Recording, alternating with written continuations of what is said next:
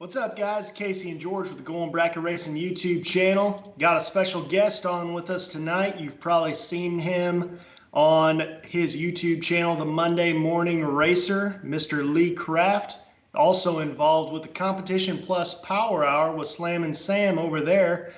This guy's involved with all things racing, guys. I mean, we're talking drag racing, round track racing, dirt track racing, even boat racing.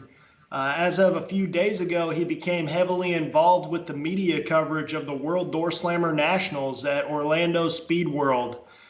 So Lee, man, I'll toss it to you. How does it feel to be the interviewee rather than the interviewer? I, in fact, do love it, man. I love being the guy to do the interviews, but I enjoy being interviewed as well.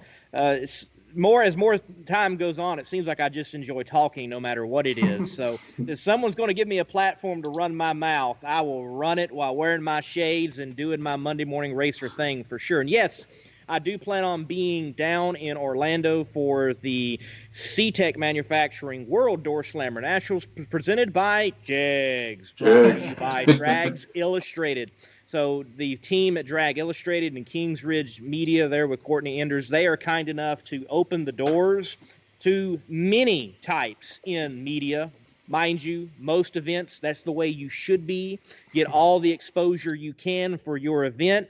But yes, I'll be down there. I've got a coverage partner in Design Engineering Incorporated. They're helping out. But hey, if you hear this and you want to be a part of the coverage, let me know. Plenty of room still to be on the Monday Morning Racer coverage. Awesome. So we've been following the Monday Morning Racer for a while now anyway, man.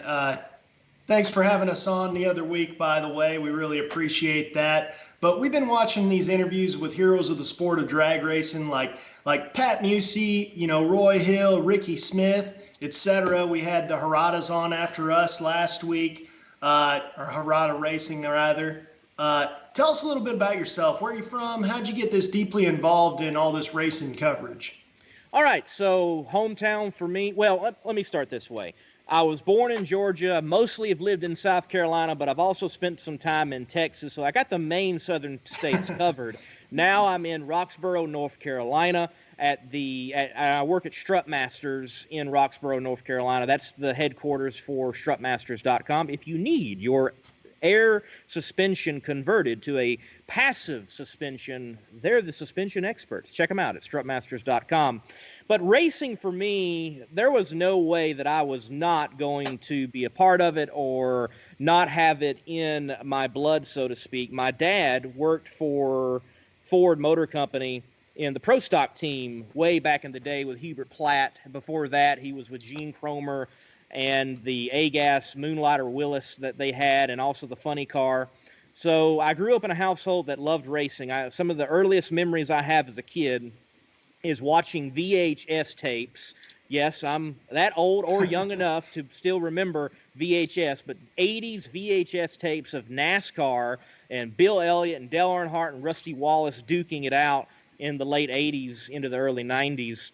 And with specifically the Monday Morning Racer brand, I was pastoring a church in upstate New York, outside of Rochester, and I knew that things were not going to be of the atmosphere in which I could remain there. I was looking for the next step, the next place to go, and I had a part-time job on a dairy farm, and I had a part-time job as a maintenance technician at a fluid technology company. They mixed oils. So I knew the options were limited. I was like, what do I do? Lord, what do I do? And I'm sitting at home. I'm watching YouTube. That's what you do when you have nothing to do in our day and time. And I see these punk kids, and I'm going to say it, punk kids with these successful NASCAR channels. And I'm thinking to myself, if they can do it, I certainly can do it. So I started a YouTube channel, and wow. First, let me say, a lot more work than I realized, because when you get into YouTube, you're not just a YouTuber. No, you become video editor. You become graphic designer. You become social media guru. It's like you got to know it all.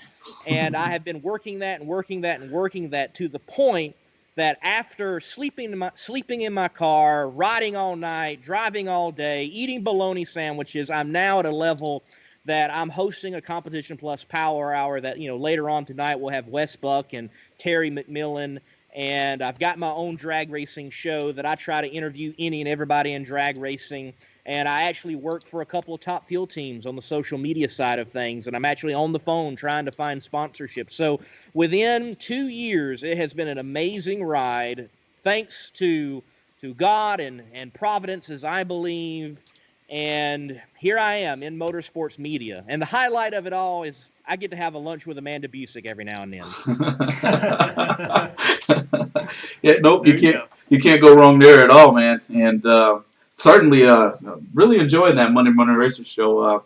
Casey actually introduced it to me a little while ago, and that's how I got kind of engaged with you, man. I'm digging the goggles. I'm kind of thinking, man, you maybe keep it in your back pocket. You can give me maybe a screen name besides George Atchison and maybe some type of prop, maybe besides my helmet back there, because that'd be too hot. So I ain't putting my helmet on by any means. But yeah, you touched on how you got into it. So I'm pretty curious to understand more so your thought process as to where motorsports, of course, speaking of drag racing in general, is headed. Which direction do you think we're going? Is it up? Is it down? Is it neutral on an even playing field? Or because I have a thought process, I know you have one, and Casey has one as well. And I bet you they might be similar. I think motorsports overall is on an upward trend, and I think in particular drag racing is in an upward trend. For me, last year, 2020, as terrible as COVID was, it was a year of tremendous growth for me. It was a quote-unquote good year. If you were detrimentally affected by COVID, my thoughts, my prayers go out to you, but I cannot sit back and say that 2020 was a bad year. It was a good year for me. And I think very similar for motorsports, it was a good year. When nobody else was sporting, you had motorsports racing. The PDRA was one of the first ones to come back and put cars back on the track. The NHRA, as much as I've got beef with the NHRA on some things, I give them credit. They said, we're going to do this, and we're going to do it with fans in the stands. We're not going to be like NASCAR and just get our TV money. No, we're going to have rear ends in the seats. No matter how small or how large, we're going to do it where we've got fans in the stands and live up to our every ticket a pit pass.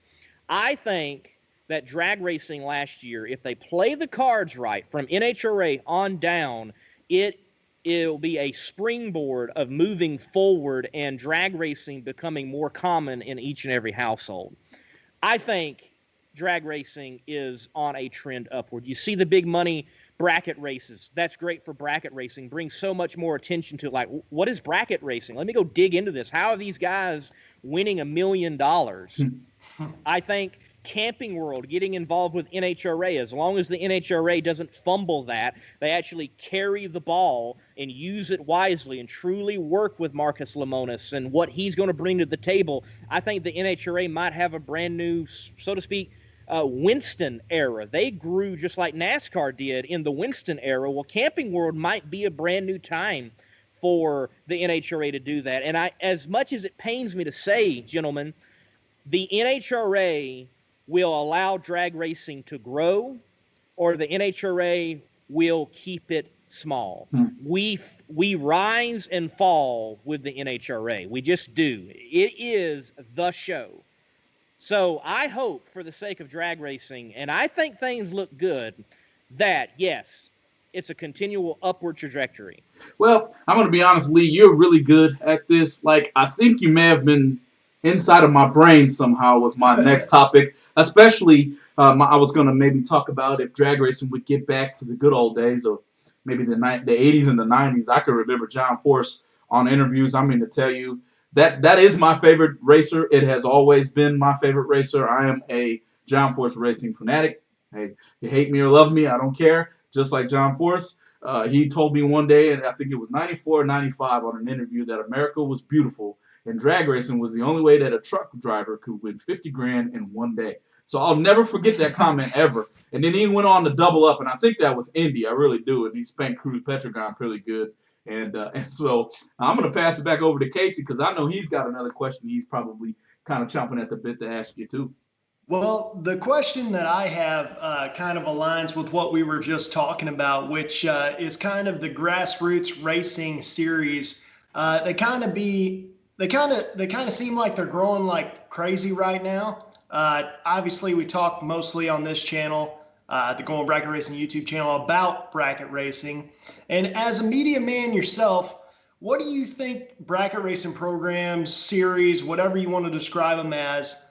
What could they do to get more publicity on the big stage and let more people know that they're going on, and it's a way for them to actually get involved with the sport without being able to afford a nitro funny car or a pro stock or something like that? What would your opinion be on that? Well, I think the bracket programs, and not just bracket programs, let me just say overall, whether it's a small grassroots race, a small no prep race, whether it's a small alcohol, even small nitro event, I don't care what type of event it is, when it's small, yes, I understand that it can be challenging to get the news of that event out, but get it out there. Find, for example, a Going Bracket Racing that's got an established YouTube channel and set up those interviews and get your event known and out there. Call a Monday Morning Racer, get on Between the Slicks, send out your press releases. Look, Wes Buck says this, and I have began to operate by it myself. You cannot complain about the music if you're not tooting your own horn. And there's so much truth to that. If you're out there and you're saying to yourself, we're not getting enough eyeballs on our channel, we're not getting enough eyeballs to our Facebook, we're not getting enough eyeballs to our racetrack, we're not. The problem is not everybody else out there, it's you're not doing what is necessary to get the news out. So for these smaller programs, use Facebook, use Twitter, use the YouTube, use all the small platforms and get on the platforms. And though you might not be on Drag Illustrated and having a press conference there, call up Going Bracket Racing, say, guys, we want to do a press conference and we want to make it feel big because we don't want to stay small. We want to get big, and we're never going to be big if we think small and do small things. So get all the news you can out there wherever you can. Live stream it, whatever you got to do. Get it out there and get it out there wherever you can. So that being said, if you could change one thing about drag racing specifically in general today to make it big time, like we used to be, drag racing was a spectacle in the 1970s. Like Jungle Jim had come in, and everybody wants to go see Jungle Jim, and race the Blue Max and all that kind of stuff, and all these match races. Do you well, I actually have, I guess I thought two parts to this question now. So I'll ask you the first part, and then I'll ask you the second part that I just kind of came up with in the midst of it. Do you think that match racing would bring back some of the spectacle-ness, if we can make that a word for now, to drag racing? Do you think that blowing header flames out at an 8th mile track, such as, I know obviously you and I were both from North Carolina, like at a Roxborough or a KDS Motorsports or something like that, a Coastal Plains, a Galat Motorsports Park, do you think that that would get more people involved and interested in drag racing again? If people want to say that match racing is dead or that it is not a advantageous way for drag racing to expose itself, then go look at the Night of Fire, Night Under Fire program at Norwalk, Ohio. You will come away with that being like, no, it still can work. It still can happen. And though a track might not be able to do it to the size and the extent of Norwalk, Ohio with Summit Motorsports Park, you can do something. And you can spice it up. And let me say this, maybe match racing is not always bringing in a nitro car. We think match racing, we automatically go back to nitro.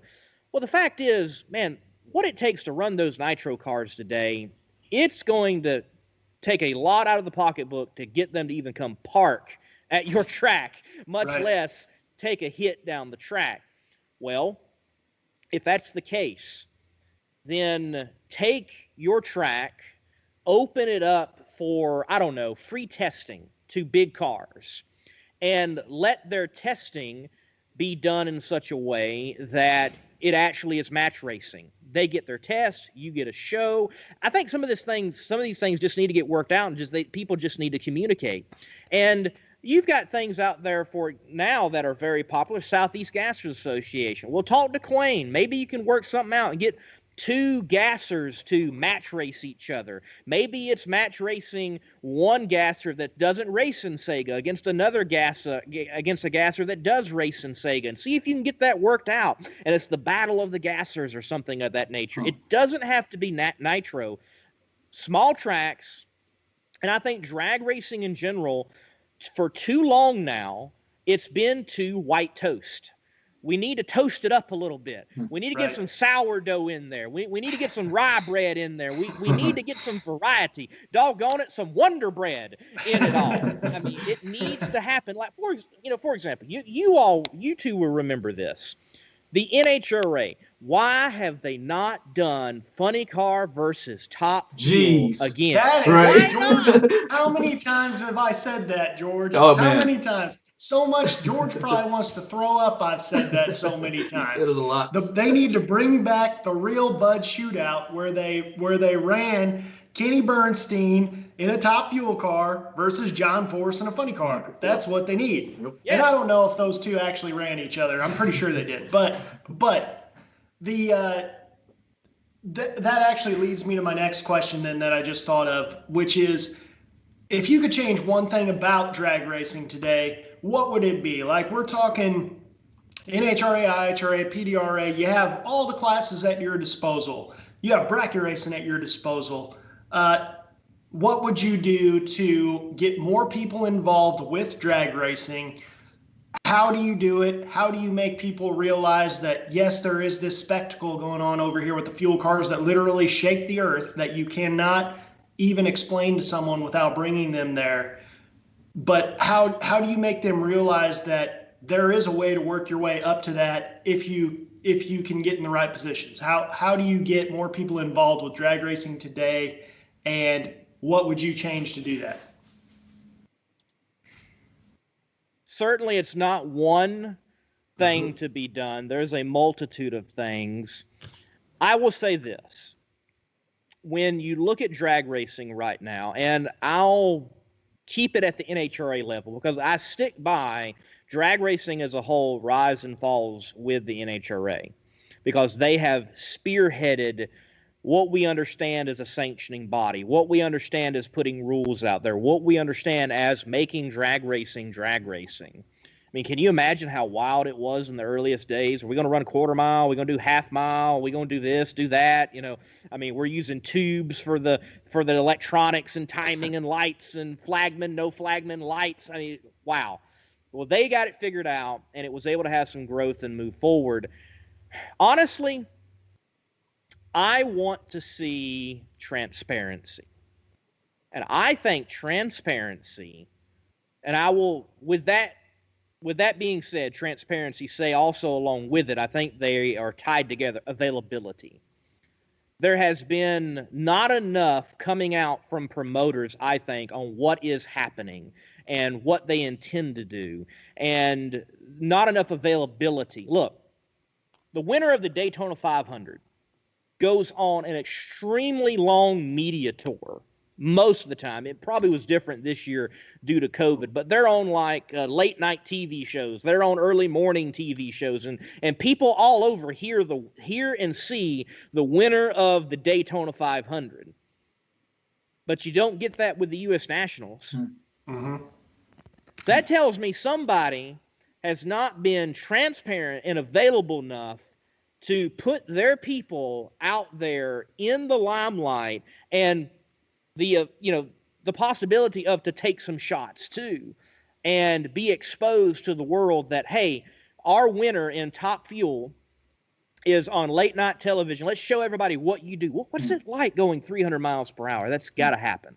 It's got to happen. Yeah, no, I agree with that. I agree with that 100%. And we got one question in the chat real quick I wanted to kind of cut to, and it's a pretty good one, in my opinion. It kind of piggybacks off of what we're talking about right now, and it's from Sean Pinkerton in our Facebook chat there. And he's basically asking us, Is it really the corporate sponsor for the NHRA that's the answer, or driving these types of quote unquote big sponsors to the I guess the larger of the racer team? And what's keeping the small racers, kind of the privateers, what's keeping them from getting larger sponsorship? I think you just hit the nail on the head. If we were to kind of find a platform to say, you just won the U.S. Nationals, what is it like to drive 300 miles per hour on Tonight Show, or ESPN does something to kind of give a little, more attention to it? Maybe we do start to see these sponsors start to jump in on smaller cars. And then next thing you know, it isn't going to be how deep your wallet is to win a race anymore, because everybody's wallet's deep. What do you think, Lee? What do you think? Right.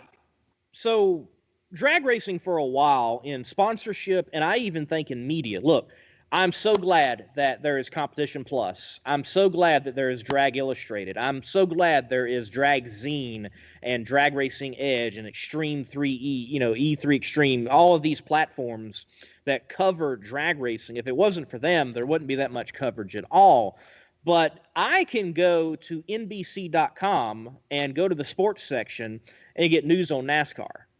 I don't have to go to Speed Sport. I don't have to go to Circle Track Scene. I can go to major brands and get NASCAR news. We got to work that out for NHRA. We got to work that out for PDRA. We got to work that out for those brands. And to the point on sponsorship, this is the difference.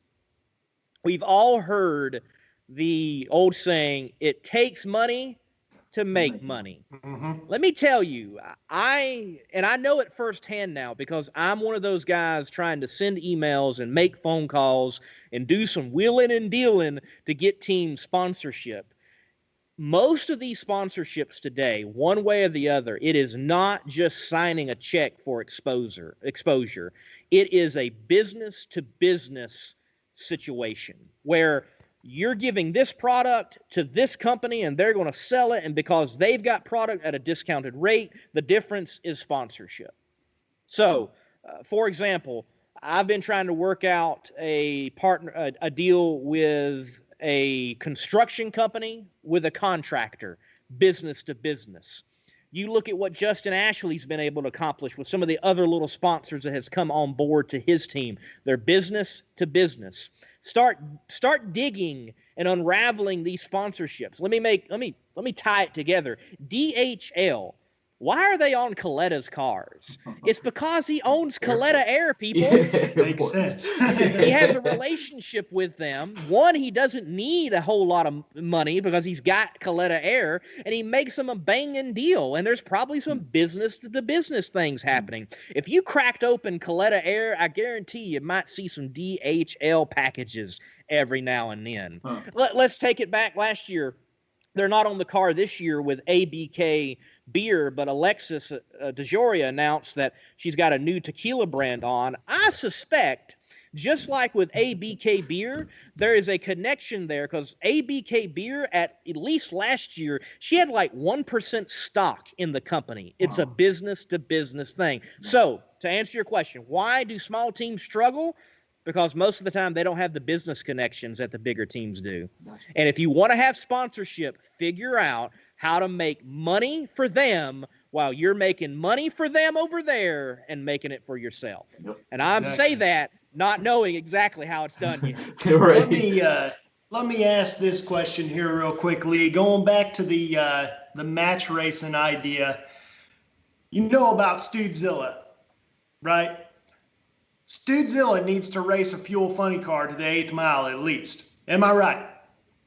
Hey, look, what needs to happen with something like Studezilla, in my opinion, you need to do a match race where it is a Top Fuel Harley, it's Studezilla, funny car, and Top Fueler, bracket that tree, and who wins out and is on top. That's what you do. Yep, we got enough tracks. The craziest one.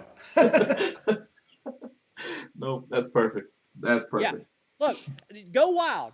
Look, I love what Chris Graves is doing with Funny Car Chaos. I love that show. And this year, he's like, you know what? we're gonna go even wilder. We're gonna throw more chaos in the tank. You got to come to our show, Nitro Chaos, and you better be bringing 80% at least in the tank. Don't bring me 50%. Don't bring me 65. You best have at least 80. You're running or blowing at Nitro Chaos, and it's anything. As long as it run Nitro, bring it. I was reading into Funny Car Chaos, and I had mentioned that the other day. The Funny Car Chaos is going to be such a cool show, and I really wish that I could go to it. George might be able to sneak over to it, being in Texas neck of the woods. Of course, we all know that Texas is a large place, but the point is that is the type of show that is not to be missed, and the reason being is the slow guy can still win the championship the way he has it set up with A, B, C, D, however far he goes. Funny Car, I'm fairly certain the fastest guy didn't win the championship last year, did he? I don't believe so. No, the fastest guy in the Funny Car Chaos situation would be Millendorf. I think it's how you say his name. But being the fastest in Funny Car Chaos doesn't mean you always win, in fact. Sometimes that consistency factor, kind of like in bracket racing, can win the day. So what if you got the fastest bracket car? Sometimes I'd rather have the bracket car that has the least window of going in and out of its dial-in. Well, it's the cool part about Funny Car Chaos is they truly made it about the show, and he pays back far enough where people still want to show up because there's still money to be made. And it's a really good idea. And I wish more people would follow that business plan to realize that paying back further means, it's hard to say with us being bracket racers and big money bracket races, seeing that big number on top is actually what gets people out there. But what puts on the show is getting the cars there. And to get the cars there of that caliber, you have to pay back more. And people don't really care so much about that top number. They care about the showing up number. And that's the problem that NHRA had with all the fuel classes, with everything that was going on over the wintertime, But I agree with you. Camping World is the best thing that could ever happen to NHRA, in my opinion. That's the closest we're ever going to get to the Winston days ever. I agree. Look at the parking lot of any. And I'm talking any event. It doesn't matter if it's a bracket race. It doesn't matter if it's a divisional. It doesn't matter if it's a national event. Every one of those tracks is a campground. Every single one. This is the best thing that could ever happen to the NHRA, period. If anything's going to bring NHRA and rise it from the ashes like a phoenix, it's Camping World. I'm telling you. Yep. And also, of course, we are bracket racers. And don't forget about Camping World. I know I looked on their website and kind of in the area of St. Louis. I was going to head down to St. Louis in April.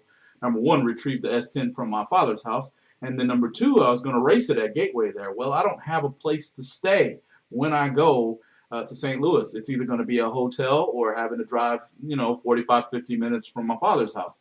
Camping World may or may not rent RVs. So that means I can rent an RV, take it to the track, and stay right there at the track. So that's something that's huge for us bracket racers, because not everybody has the ability, especially Casey and I. He's only 30 minutes from Galot. But if we were to go to Darlington to run one of the bigger races, we're going to have to pay for a hotel. I'd much rather stay at the racetrack and enjoy the after hours racetrack life than I would go home or to a hotel room. So definitely Camping World gives us a lot. Just hanging out by ourselves would look like losers. I'd much rather be there. We can invite Lee and bring the goggles. I love those. I'm going to find where you bought them, and I'm going to wear me some one of these days. Oakley Sutros. And yes, I was wearing them way before what's his name, the quarterback for the Chiefs, started branding. I was flexing these long before. Well, I'll tell you what, man. We definitely, we certainly appreciate you stepping on to the Going Bracket Racing YouTube channel for a show for our fans there. We definitely appreciate what you're doing for our sport, our love, the thing next to our heart called drag racing, that thing that you love to smell, the fuel and the rubber and all that, and getting dirty and all of that. We definitely can't thank you enough for stopping by there. And if you haven't, everybody watching here, make sure to head over to Monday Morning Racer. I've got a link in the video there. You can head over to his Facebook, give him a follow, give him a like. That way you get his his alert says, "Hey, I'm live. I'm about to talk about something real near and dear to your heart. You're probably gonna laugh. You might cry a little bit. It just depends on how you feel that day. But at least you have the alert so you can be there. At the same time, head over to his YouTube channel, give him a subscribe, and show some support to our racers out there. Kind of giving back is the way I'd like to say it, and sharing the knowledge with us. So yeah. Lee, what else you got for us? I guess before you go, you got any closing remarks for us? I would say, and I want to take that, what you mentioned about, oh, hey, I might go rent an RV, and let's elaborate on that. Yeah. A bracket racing team, you see some of them, and it's like, how did they get a sponsor? You see Top Fuel teams, how did they get a sponsor? So, we already talked the business-to-business side of things. Use every available opportunity out there to your benefit. Everybody today has a platform, and you can create that platform. I am a living, breathing example of that in a short amount of time, here I am, and for whatever reason, people want to talk to me about drag racing out of nowhere, it seems. Why? Because Facebook, Twitter, Instagram, YouTube, it gives us a platform to get a message out unlike ever before.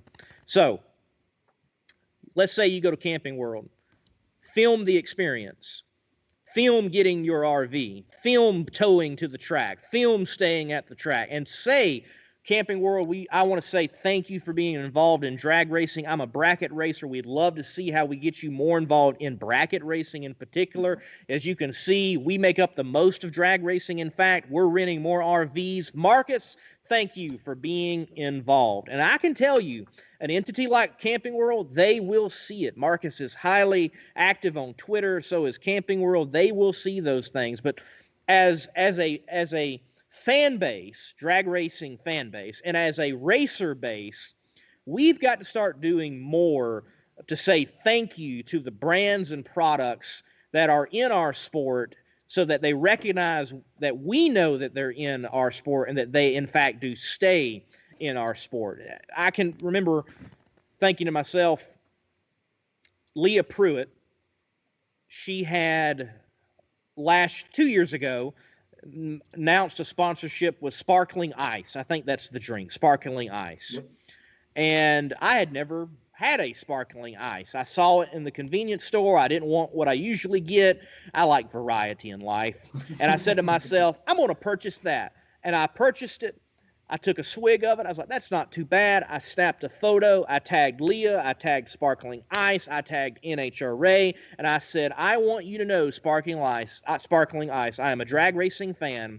And I purchased this today because I saw your name on her car.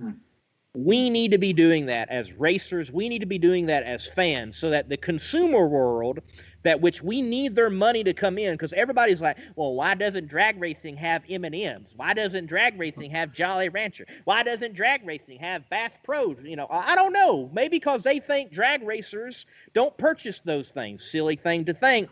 But start showing the consumer world that is already within drag racing that we appreciate you and we use your products and we buy your products. Look, everybody going to Gainesville this year, they ought to be in a Camping World RV. You got it. They ought to go trade in their RV they got from somewhere else and get a Camping World RV. You got it.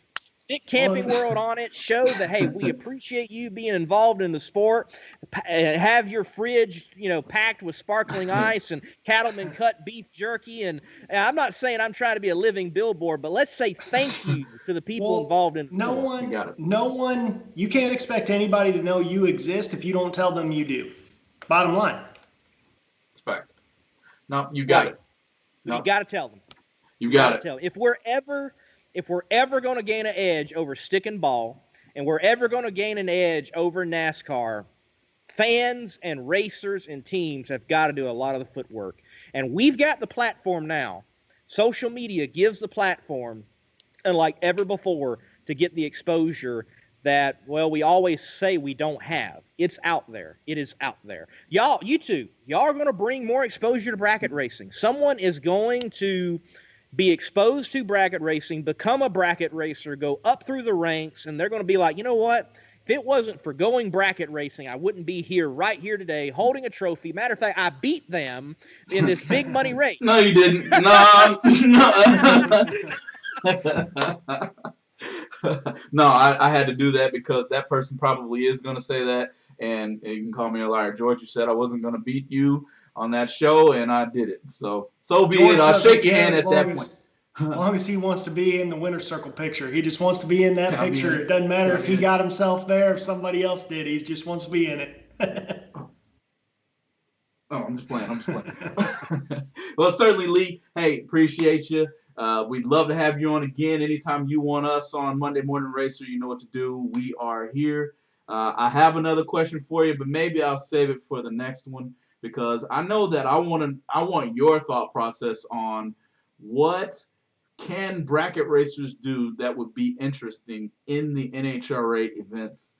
Not just top sportsmen or top dragster. My dad runs top dragster every now and then in NHRA events, so I understand that.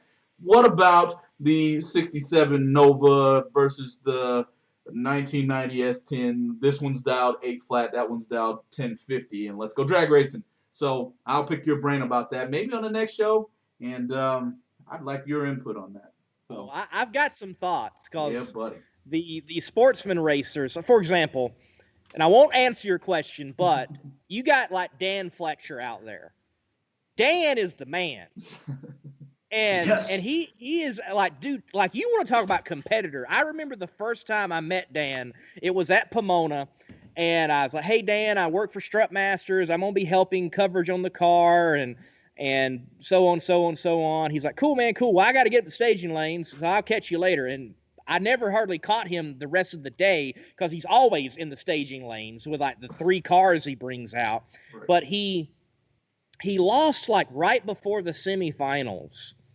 And he didn't treat me churishly. He was respectful, but he's like, man, I just don't feel like doing an interview right now. And he actually apologized for me that later on. But I understood what he was going through. He literally said, he's like, when you come out this far and you don't win in the money round, it just hurts. Yep. And it's like, here's a story the general populace needs to know. Because, I mean, that's like, I didn't make it to my job interview for that big job. Right. I mean, it's like the same thing.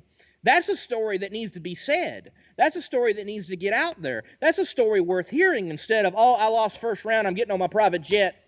That's right. not that story. Exactly. That's, and I needed to win that round because I wanted to go to the next race, and now I'm not sure how I got to do that. Right, and that's the part where I think people can relate to that. The average guy can relate to that. 75% of the population at least can relate to that story without even being interested in drag racing. They're interested in the story, you know? Yeah. And I think that drag racers, I think Wes Buck said this at one point, drag racers have allowed themselves to be second-class citizens for too long. And I think it has to do with the fact that a lot of us all work on our own cars. We do our own stuff. We can't pay somebody to build a motor for us. We can't pay somebody to build us a new chassis. So we allow ourselves to think, oh, grassroots means something totally different than it does. Grassroots also means that you're more capable than Kyle Busch. You know, Kyle Busch can't build his race car. There's a whole lot of guys that do what we do that can. That's true. Right. That's true. Yes. I know Wally Parks at one time said, the cars are the stars. Mm-hmm. Look, Wally, thank you, but you're wrong. Garlett said that was his biggest downfall. You're wrong. The cars are not the stars. Is it impressive to see a top fueler? Yes. And I'm right there on the line. I mean, it's hard to describe what is happening. I mean, it's like your life is put on pause for that moment. It's strange. You know it's coming, and it's just you're bracing for it, but boom. Yep. And you're like, for that second, I don't know what was going on in my life, you know. And it's impressive, the smells, the sights, the sounds. But the fact is, people connect with people. Right. And a story about the human experience wrapped around racing will go farther than just a race car. That's a fact. That's a fact. It kind of gives anybody the ability to be imaginative, for lack of better terms. Like I literally, when you gave your story and kind of told us about his name slipped my mind already, but he didn't win the final. So I really I can relate to that. Imagine not just because I drive a race car, but because I've always wanted to, and some people always want to, but I've never had the chance to. Now, not quote unquote do they have the chance to live vicariously through that person, they actually get to feel that person if they're anywhere around it. So you got to feel something is why you said that. You felt, I feel your pain. And it's like, I get it. I wouldn't want to talk to me either. I just lost the race. Dog, dang, leave me alone. That's why we need people like Lee, the Monday Morning Racer, to cover this stuff, because he actually recognized that that's a story. Exactly. Most people want it because they want to go straight to John Force's trailer and talk to him about his 150th win. Oh, exactly. Like everybody else. Exactly. Everybody else is covering that. Exactly. And don't get me wrong, as previously stated, everybody on this right now is a John Force fan. Everybody is. He's the most likable guy in motorsports, in my opinion. Yep. But he has enough people paying attention to him. Right. For me, when I started this, I was like, all right, I want to interview John Force. I want to interview, but I also said to myself, you know what? There's a lot of people out here in these pits that have great stories that people do want to hear something from them, but they don't get the coverage. So I made up my mind. I'm going to make a place for the Del Creasy Juniors. I'm going to make a place for the Alex Milodanoviches. I'm going to make a place for the Lex Junes, the Doug Foleys. I'm going to make a place for these individuals that don't have big names. And some of the most popular material I have put out, it's not an interview with Ron Capps, though thank you for your time, Ron, and those have been popular. But one of my most viewed interviews ever is with Del Creasy Jr. after he took out Tommy Johnson Jr. in round 1 in Indy. It's Del Creasy. Right. And I like to ask questions that I think people kind of always have wanted the answer to. Like, I didn't know what Tech Pack was. Tech Pack Incorporated is on his car. And there's nothing really that says what it is. I imagine because of pack that it has something to do with packing, but I wasn't sure. So I asked him, I'm like, what's Tech Pack? And he was able to, to describe what it was. It's basically they're a plastic packing company, if I remember correctly. That's what they do. And being able to go talk to him, it gave him exposure, gave his sponsor exposure. And there are so many stories like his that are out there that need to get out there and that people are hungry for. Look, I'm a John Force fan. I am. I can remember going to the Southern Nationals as a kid, and I was hoping that it would be John Force and Dean Scusa line up in qualifying, because I always the biggest burnouts ever. The longest burnouts ever. Loved it. Well, look, John is 70-something years old, folks, and I don't want to move the man out of the sport, but we need a new star that can carry into the next couple of generations. Yep. Right. You hit that spot on. And I think he or she is out there. Yep. Look, we need Tanner Grays back in pro stock. I'm a Erica Enders fan. Same. I wasn't a Tanner Gray fan, but I wish another Gray or someone else would come along and poke and chide a little bit. We need rivalries. And we need a little bit of like, oh, they were about to get in a fight in the pits. Right. And I hope at the end of the weekend everybody's cool and they're over it and they're ready to go race. But we need some controversy. Yeah, you're actually catching each racer in their element. I played college basketball. I will be your best friend off of the war ground, which is the basketball court. But on that basketball court, I am a multi-time felon. I'm going to try to kill you, literally, for lack of better terms. So I like to see that clash. I really do. And you see it happen a lot in NASCAR. You don't see it really censored at all or stopped. Like, I think I watched a preview or a replay just a week or so ago. The guy took his helmet and just chucked it in pit road, chucked it right at that car, And I'm pretty sure. Yeah, I'm pretty sure after that race, they probably had words, if not came close to blows. It's what we do when we got our heart attached to it, and it's something that I'm competing at this. So, man, you hit on the head. You know who got a lot of flack back in the day for all of that stuff, and he went too far on a couple times, but you know who always got a lot of views? Robbie Gordon. Robbie Gordon is the biggest person in motorsports in everything except drag racing. You know, Robbie Gordon has been a superstar in IndyCar, NASCAR, more than anything desert racing, which surprisingly no one ever knows about. Robbie Gordon dominates trophy trucks, destroys everybody during, you know, like, I mean, Robbie Gordon, I was a huge fan of him back in the day. I was a fan of him, fan of Tony Stewart. And the reason being is because they're not taking any crap from anybody. Nope. And that's the way I grew up on a farm. That's the way I grew up. Yep. And stand up for yourself and don't act like an idiot, you know, but stand up for yourself. And that's what motorsports is based around. We need to get back to that, man. Everything's too squeaky clean. And that's the thing that bracket racing is not necessarily. You hear a lot of those voices at the track. You hear whenever people have a heated discussion. You hear it. Every single bracket race, there's a lot of stuff going on there, man. It's not just on-track stuff. Right. Oh, I mean, it happened. I remember it happening at the junior dragster level.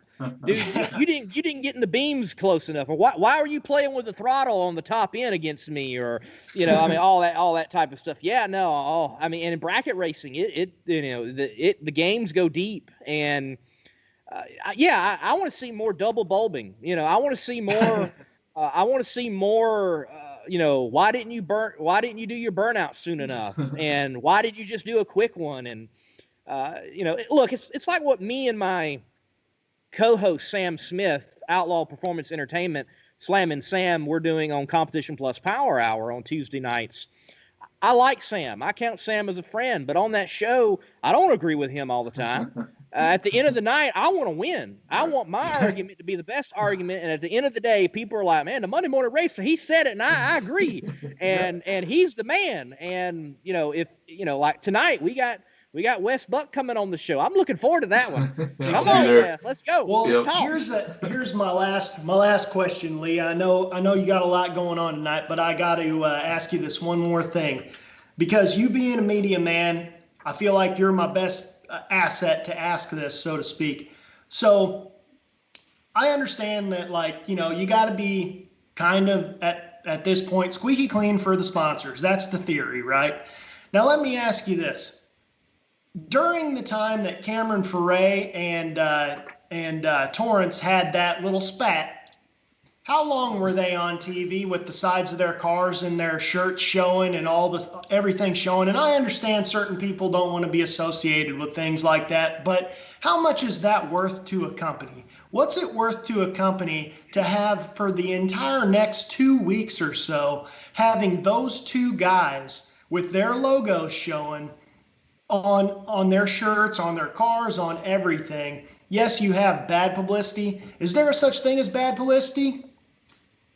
I don't think you get into bad publicity unless you've like murdered someone, or we're talking about pedophilia or something of that nature.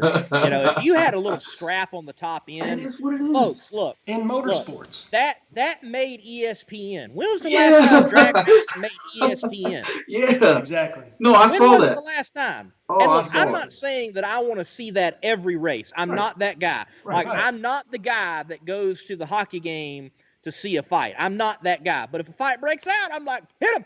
Yeah. Get him. Yeah. I mean, you know, I'm gonna cheer on along with everybody else, but the sport needs those moments. No, I don't.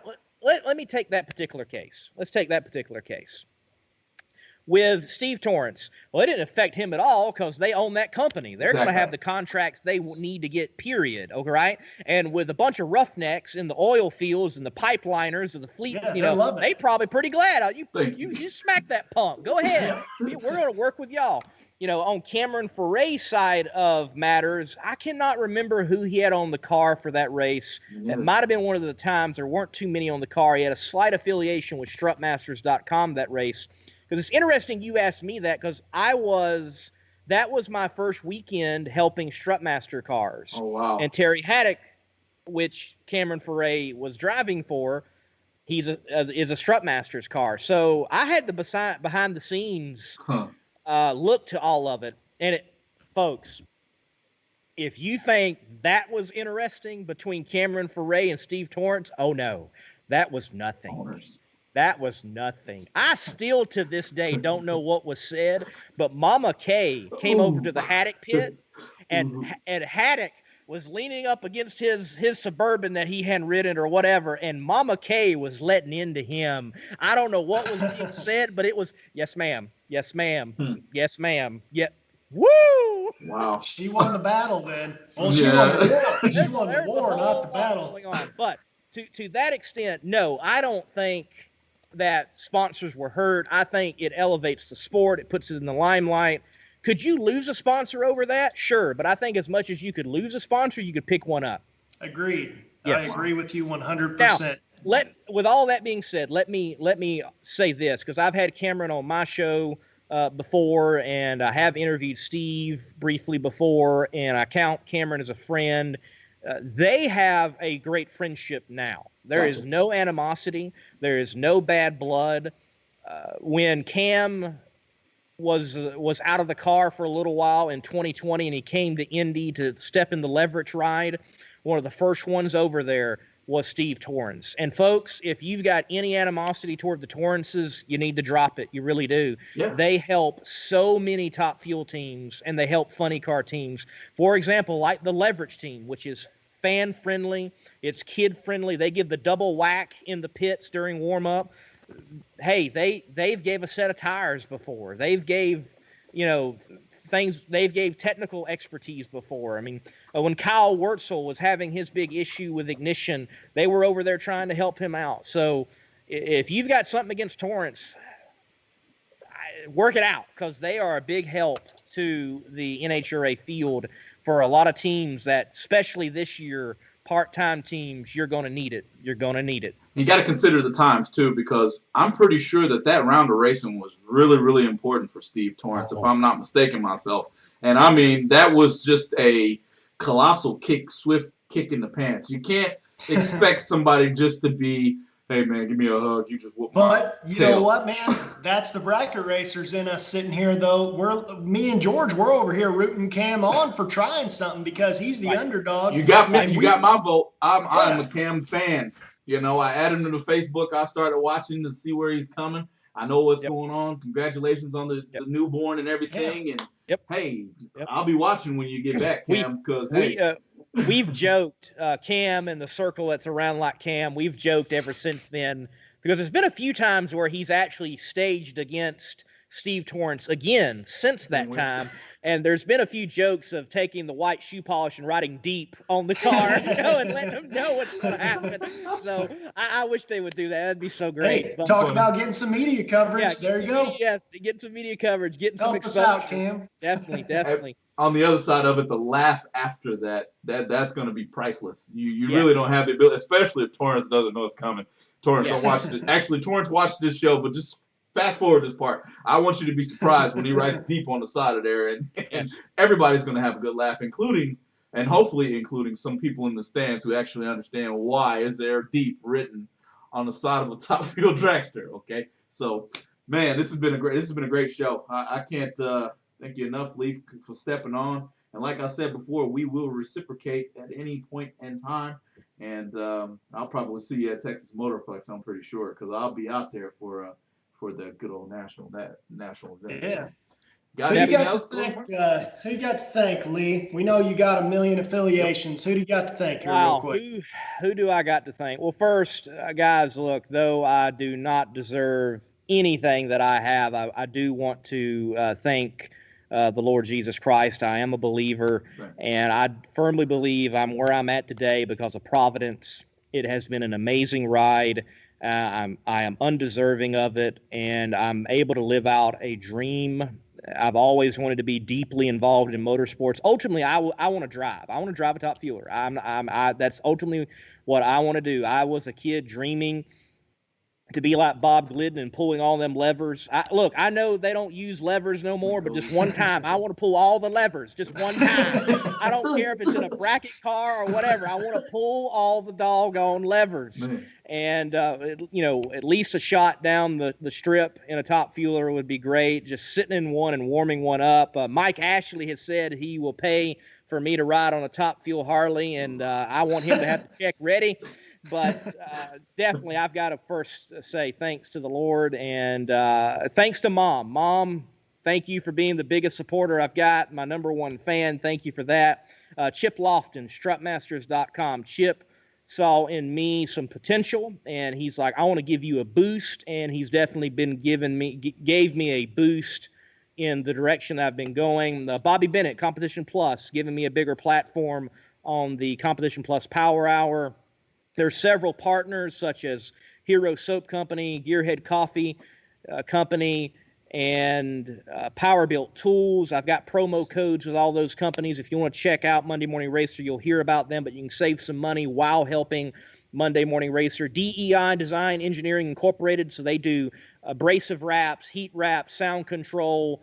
Definitely check those guys out for your needs in that department in the world of motorsports and your street rod. But they came on board with some coverage there for the World Door Slammer Nationals. And if anybody else is looking to support the coverage from Monday Morning Racer, filming, qualifying, and eliminations at the C-Tech Manufacturing World Door Slammer Nationals presented by Jegs at Orlando Speed World, please contact me. You can do that via email, Facebook, YouTube, smoke signal. I'll answer it. Got it. Well, thanks, man. Thanks for stepping on here. And real quick, as we always do over here at the Going Bracket Racing YouTube channel, we want to pay a little bit of homage to our guys over at Rhino. Can't thank them enough for what they do. Certainly, if you want to get in Von Gittin Jr.'s 150 giveaway, you still got time. Use promo code GBR at checkout, and they'll probably throw you a few more entries into that giveaway. You heard it here first, folks. Definitely a special shout out to our Firecracker Performance guys over there for all the things that you do for us. We can't thank you enough for the transmission tips and advice that you've given to us, and keep them coming, and we will definitely keep shouting you out along the way as well, Firecracker Performance. So, without further ado, we're going to end today's stream. This is Going Bracket Racing on YouTube and Facebook at the same time. That was the first time we've ever done that, but thank you all for chiming in. We can't thank you enough for the comments on both platforms. And until next Tuesday, we'll see you then. Thanks for stopping by, guys.